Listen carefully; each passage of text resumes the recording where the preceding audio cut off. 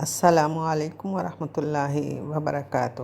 امت مسلمہ کے ہر فرد کو نزول قرآن کے مہینے کی فضیلتوں سے فیضیاب ہونا مبارک ہو۔ اہل قرآن اللہ تعالیٰ کے قربت پانے والے ہیں۔ اللہ سبحانہ و تعالیٰ کے مقربین کے لیے خیر ہی خیر ہے۔ یہ فہم ہر مومن کو ہونا چاہیے کہ وہ جو اللہ تعالیٰ سے قریب ہیں اور جو اللہ تعالیٰ سے دور ہیں، ان کی زندگی اور انجام میں بہت فرق ہے۔ قرآن پاک کے ذریعے درجات بلند ہوتے ہیں جب اس کو پڑھا جائے، عمل کیا جائے اور لوگوں کو تعلیم دی جائے۔ چند خاص مواقع یا دنوں میں نہیں بلکہ اس سے مستقل تعلق رکھنا ہی بلندیاں پانے کا ذریعہ ہے۔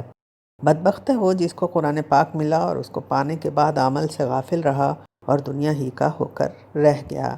قرآن پاک کے عائد کردہ حرام و حلال کو زندگی میں لاگو کریں گے تو ہی تقویٰ آئے گا۔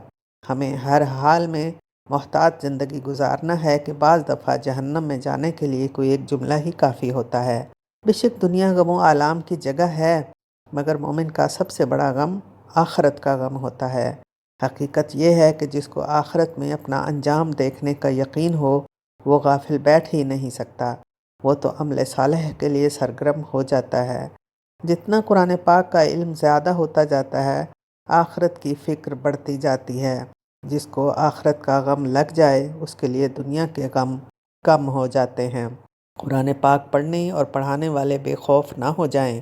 دکھاوا، تعریف و تحسین کی چاہت نفسانی کمزوری ہے۔ یہی عیار نفس کی چالوں کا مقابلہ اللہ تعالیٰ سے تعلق مضبوط رکھ کے ہی کیا جا سکتا ہے۔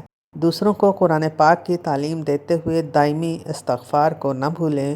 یہ اہل قرآن کی غذا ہے۔ جتنا آپ کا اللہ تعالیٰ سے تعلق مضبوط ہوگا، اسی قدر زندگی میں برکت ہوگی۔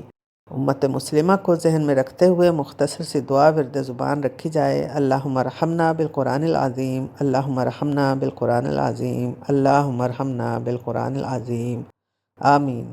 والسلام علیکم ورحمۃ اللہ وبرکاتہ۔